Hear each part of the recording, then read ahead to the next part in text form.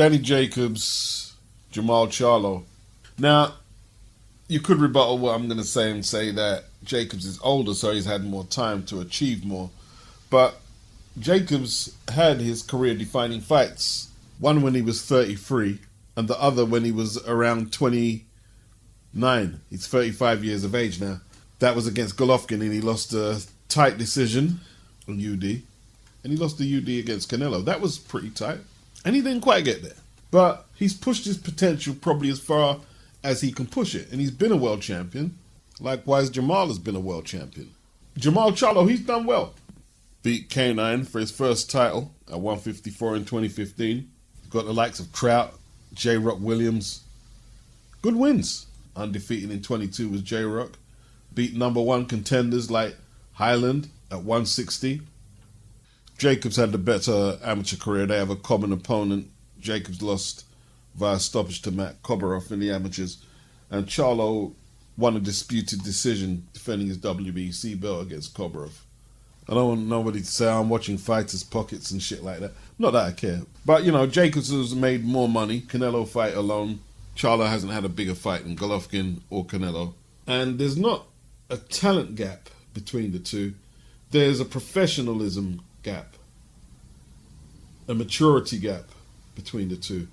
You see, while Charlo was getting arrested over the weekend, and I'm not here to convict him before any more details come out, because the people defending him are saying that somebody's trying to come up and get a payday from out of this situation. That's what they're claiming. Jermall's being set up. But it's not the first time he's been in issues that perhaps he shouldn't have been in.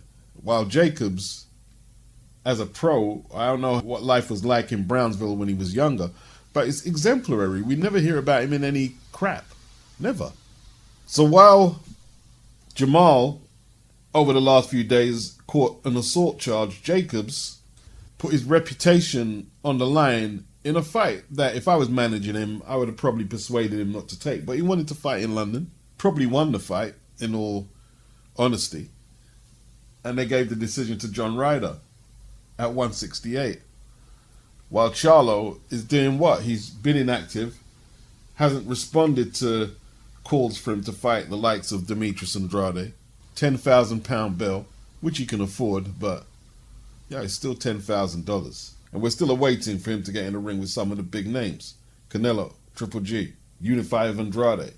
Or at least get on the level of his brother, who's doing good things at junior middle. He's got the undisputed rematch coming up with Castano. I'm in Brooklyn. So you out here looking for Daddy Jacob? Wherever they at. I'm about to start on, get on my Shannon the Cannon shit. Okay. So you're gonna pull the Sean Porter too? And Nah, I just want to know what's up. Like, I feel you. Yeah. You know what I mean? You feel some type of way. Let's get it on. Like, let's skip this Centeno fight. Man, let's. That's a fight. That's I got it in my blood. You know what I mean? BK. But yeah, man. Nah, it ain't that you gotta reign in the division. I'm in the division. Miracle Man, Miracle I came Man. at the perfect time. I came at the perfect goddamn time. So You already know. I'm just trying to figure out like what we doing. I'm just trying to figure out what we doing because you know we both got fights. No, it's all love. That's my man. Make sure we can skip the shit. I'm having a conversation. Let him talk. I'm just trying to figure out like what we doing. We gonna play back and forth over Twitter like. He said go to HBO. Cause you say I'm ducking you to go on HBO? No. Bro, you ain't even touching M yet. I'm touching M's. That's why I made my way to HBO. I get that. I know you're gonna or I probably get that. get it. You don't know what I'm touching. But don't say you don't know what I'm touching. I know what you touching. I ain't never said you duck. I ain't never said you duck me. I know what you touching, babe, I ain't bro. never said you duck me. You ain't even touching M's yet, said Danny. Like, the fight never materialized. One thing I find strange, though, guys like Mikey Garcia, they were advised by Al Heyman and Danny Jacobs. And there was a stage where Jacobs was working with Eddie and was still advised by Al Heyman. So Al Heyman seems to let some people explore their options, but it seems like it's the ones who are more level-headed, like Danny and Mikey. While the likes of Broner and Gary Russell, they seem very disgruntled, but they're still there. It's kind of like some of them don't have the acumen, I'm going to say, as a nicer word, to take control of their careers. And even though they complain, it's like they can't do anything without Al. But the likes of Danny and Mikey, they seem to be able to navigate freely and get the fights that they want. So what, was Danny a coon because he worked with Eddie? Look, Danny wasn't going around playing golf with Eddie or their children were playing with each other. I doubt that. It's a professional business relationship and it worked very well. And you contrast that to how JERMALL dealt with Eddie and his brother, how immature they were. A picture starts to build of why certain fighters are where they are and why others are more successful. Eddie Hearn and the Zone saying that in order for you guys to come, if you guys want a shot at their champions, you have to be part of the Zone channel. Hey, listen, the Zone, there's a dozen right now we're dummies. fighting on. Let them do what they do. Like I said yesterday, Hearn get burned. You did. It all sounds the same. Don't worry. Look, we're gonna continue to do what we've been doing. Right. His biggest fight at 160 has been Derevyachenko, who Jacobs has fought already. You know, the likes of Golovkin, CANELO, Andrade were all at the Zone, and this is how this guy's responding. I can understand Jamil being a little cocky because the PBC have had 154 on lock for a few years, but that's not the same situation for JERMALL. Look, I know some people are really dedicated to that PBC cause, but I'm not throwing CHARLO under the bus. I'm just wondering and asking how. Two African-American boxers, roughly about the same weight, both were advised by the same guy, how one has the fans complaining, why aren't you fighting Benavidez? Why are you not fighting Andrade? Why didn't you fight Canelo? Why didn't you do this? Why are you in trouble here? Why are you in trouble there? And the other, okay, he didn't beat Golovkin, he didn't beat Canelo, but he got the fights. He got the fights, and he doesn't get in his own way in terms of trying to advance his career. I'm just looking at the situations in comparison between him and Danny. It could be a setup like the lawyer is saying. It could well be someone just trying to come up on some money. So we don't know. I'm just saying it's not the first time that he's in these situations.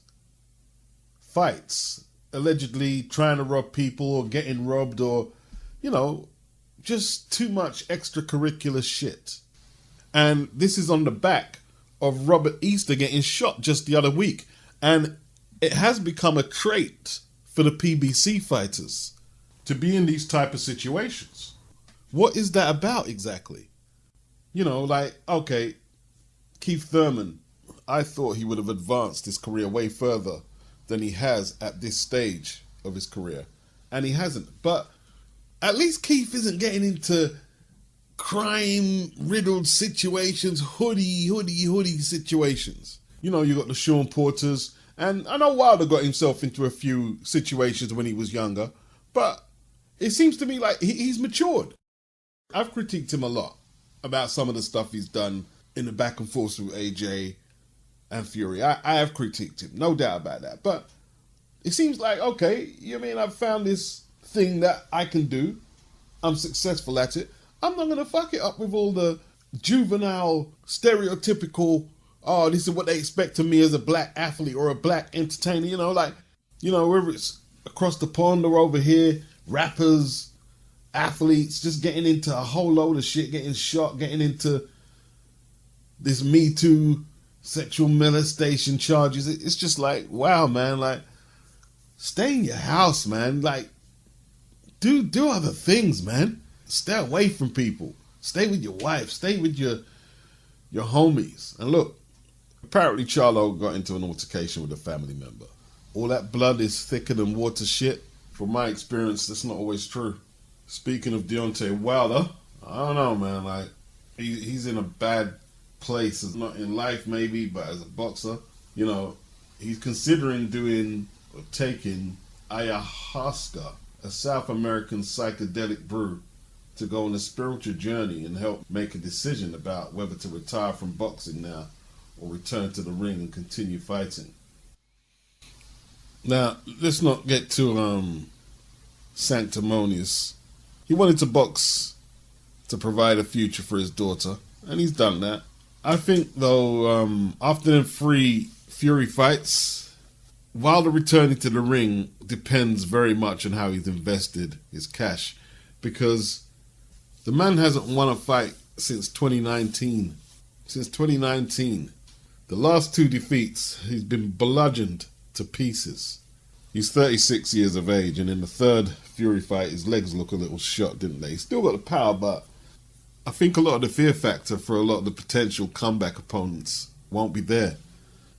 Wilder likes the idea of just knocking people cold, and the whole thought of him having to readdress his style, his training, and that his opponents are going to be a step quicker as he gets a step slower, as he gets heavier.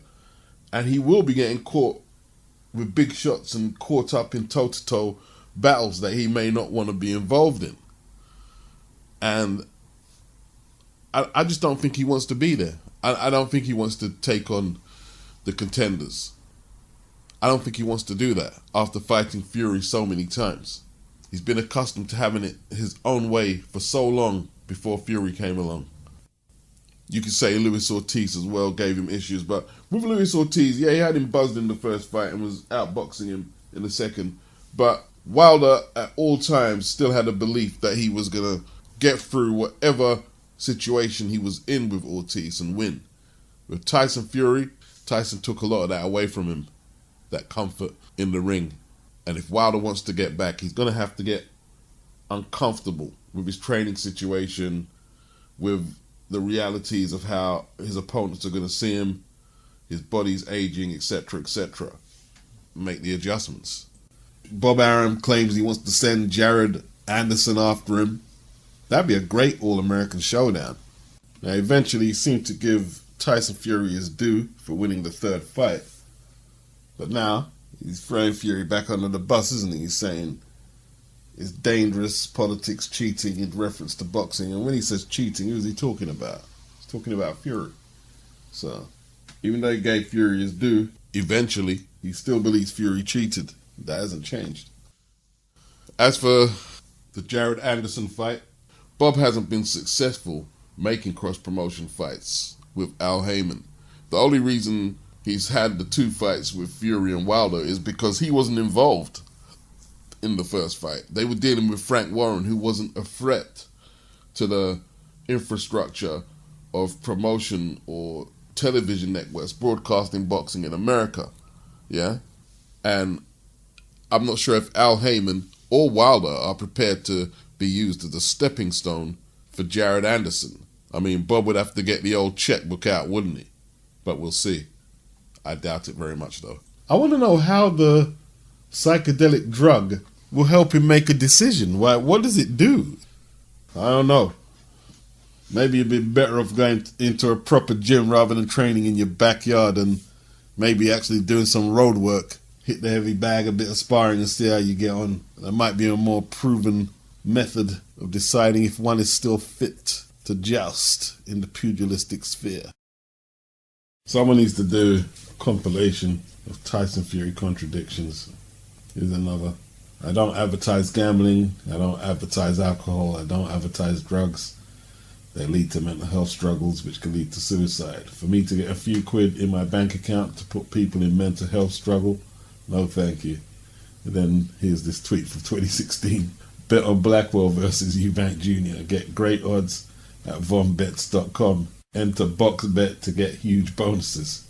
There has been a lot of talk from Dillian Whyte over the years about yourself. He talks about a specific spar you had where, in his opinion, he got the better of you, etc. Obviously, since this purse bid was concluded, we have not heard a thing from Dillian Whyte. Is that surprising? Do you think he'd be engaging with you?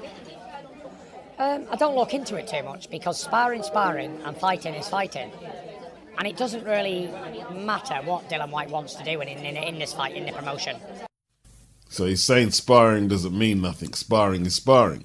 But didn't he reveal that he knocked Gerald Miller down 7 times in the sparring session? Just out of the blue, just randomly. So, here's what it is. It means something. And this is several times he's had the opportunity to debunk that he was knocked down on multiple occasions by Dillian. And he never takes it. He says sparring is sparring. It sounds like it did happen. It really does. Ben EUBANK. Next gen. Wow, sounds good. Let's have it. I know the Benns do. Nigel Benn backing up his son, calling out EUBANK Jr. I guess all we need now is EUBANK Sr. to get in on the act, or we might have a fight. I didn't think it could happen, but a few people are talking the fight up. I don't think this is a random video where Conor and Eddie said, yeah, let's just get on camera and talk. I think Eddie kind of orchestrated this. I think it's a fascinating fight, and I'm not against it, but... But what? Nah, you're against it, and you're going to make sure that fight does not happen at least for the next 2 to 3 years while Conor's undefeated, looking to get in the world title picture at 147. But there's just some sensible heads on to say, look, we're really in... Conor Benn is in a fantastic position. He's getting better and better, bigger and bigger. So don't fuck it up now by doing something stupid. Eddie was in full diplomacy mode there. Full diplomacy mode. Tried not to get Conor riled up and piss him off and tell him that he couldn't win the fight. But that's what you call him pouring cold water all over it. That fight ain't happening. Tony Sims, Eddie Hearn are not going to allow that fight. Catchweight or at 160, nah. I think Conor wished he was born a little heavier, a little taller. I think his dad maybe wishes that as well. His dad would probably love him to emulate him at 160 so he could have a real, genuine fight with Chris. Let me say this now. If that fight could be made, 2 sons of 2 UK legends, it's a huge box office fight. Huge box office, you know, like, that would sell out the O2. That would do a lot of pay-per-view sales. It would be a promoter's dream. No mistake about that. Antonio Tarver is asking, where were you 32 years ago when 42-1 underdog James Buster Douglas knocked out Mike Tyson? Well, I was in the bathroom when I heard he lost. And the guy upstairs in the house where we were sharing rooms screaming he lost. And then I remember going back downstairs, putting the teletext on. Yeah, Mike Tyson was knocked out by Buster Douglas. The fight took place in January 1990. I'll never forget that. This was in the very early days of Sky, because I didn't see it, but I managed to get a copy, and I was just walking around in a daze, you know what I mean? Like, I think I watched the fight once, and then I never watched it again for ages. Because I was a Tyson fan, innit? What's next for you? Who do you want to fight next? Whoever, Tony, Charlie, Eddie tell me to. Listen, we all want Canelo, but Canelo does what Canelo wants to do, and who knows who he's fighting next, whether it will be cruiserweight, light heavyweight, or super middleweight. So I'm not going to hang around with it for him too much. Just going to see what options come up and see what works best for us. You know, not being funny, yeah? John Ryder has made improvements over the years, but he's going the same route as Callum Smith, Billy Joe Saunders, and Rocky Fielding, all British super middleweights that Eddie has fed to Canelo in the last 3 years or so, right? How are you going to campaign for John Ryder to fight Canelo on the basis of him getting gifted a decision over Danny Jacobs? No talk of a Danny Jacobs rematch, who Eddie also promotes, right? Controversial fight, which a lot of people think John Ryder lost. While Eddie was establishing a relationship with Danny Jacobs early, he would have had more of a commitment to him in situations like this. Yeah, I'll get you a rematch. I'll look out for you. But now, you know, 1 fight left on the contract, he's treating Jacobs like a side shit. That's what he's doing. Eddie's talking up John Ryder to fight Canelo, but not a Jacobs rematch. Let's not even bother about Andrade, you know, who is actually a world title holder. The fix was in if that fight went to the scorecards. Let's make no mistake about that. Eddie's been saying that Canelo wants to fight in the UK, and now they've managed to manufacture this victory for John Ryder. They're putting him in the hat. I understand that Eddie's probably a little desperate to make the Ryder-Canelo fight. I understand, but people are going to see through it, aren't they? They're going to see through it, and they're going to be saying, you robbed Danny Jacobs to give us this? I don't think it would do the Matchroom and DAZN brand much good, to be honest. Unless, of course, John Ryder can beat Canelo, but anything less than a victory, they're going to come down on Eddie like a ton of bricks. So Ryan Garcia says he's leaving the Eddie Reynoso gym because he wants to build his own gym and a better brand, and he wants independence. Well, good luck to him. Like, I think everybody's getting sick of hearing that you need this, you need that, and we're not getting no fights. You know, I think everybody's getting a little sick of that. There's a bunch of clowns who think that it's, you know, some kind of power move that he might jump over Haney and get the KAMBOSOS fight. Listen, man, I think he took it personal when Canelo told him that he was wasting time, he's not dedicated. You know, the REYNOSO gym is just a very basic gym. Very basic gym. Yeah, where you're not going to be able to cut corners on hard work. And having someone like Canelo there who basically lives in the gym is too much of a pressure for Ryan Garcia. He knows anything less than what Canelo is giving up to the gym won't be accepted. That old school Mexican graft. And he couldn't hack it. And perhaps Joe Goosen won't be as strict. I don't know what deal they've got in hand. He wanted independence. Does he mean that he knows he can't get as big as Canelo? See, Ryan's got a big ego. He likes telling people who he can sell more and who he's more popular than. He can't do that with Canelo. And he probably resents that now. And then Canelo's telling him, yo, you're wasting time. He needs to grow up. But, you know, it could be one in and one out because Teofimo Lopez admits that he spoke to Canelo and he's considering a move to the REYNOSO gym. Eddie might train Teofimo to bust Garcia's ass at one stage. Let me just end with this. Look, if Ryan can prove me wrong, then prove me wrong. But I'm going to state right here that Joe Goosen will not be his last trainer because he's a very temperamental kid. He's more than likely going to hop from trainer to trainer. So how does it work? Doesn't Joe Goosen have his own gym? Or doesn't he have a preferred gym that he likes to work in? So he's going to work in Ryan's gym? I don't even see why Ryan needs to build a gym. I don't know why he needs to build his brand. He needs to get some good wins on his resume and live the life of a fighter. When I heard build his brand, I was like, oh my God, what has boxing come to these days? When you think about any of the great fighters at Ryan's age and the level of accomplishments, they weren't talking about my brand. Oscar wasn't talking about my brand, and Oscar was a bona fide superstar in the sport. Canelo weren't talking about building my brand. Now, when he became a bona fide star, and he is a bona fide star, consensus number 1 or 2 in the sport, yeah, he's learning how to talk English and market his brand a little more. But he built his brand by putting on events, taking good fights, and becoming one of the best in his era. Ryan isn't doing that. He's doing it the other way around. He's building his brand first, and boxing comes second. So what's he going to do when he disagrees with something that Joe Goosen tells him to do? Get out of my gym. Come on, man. This is pathetic.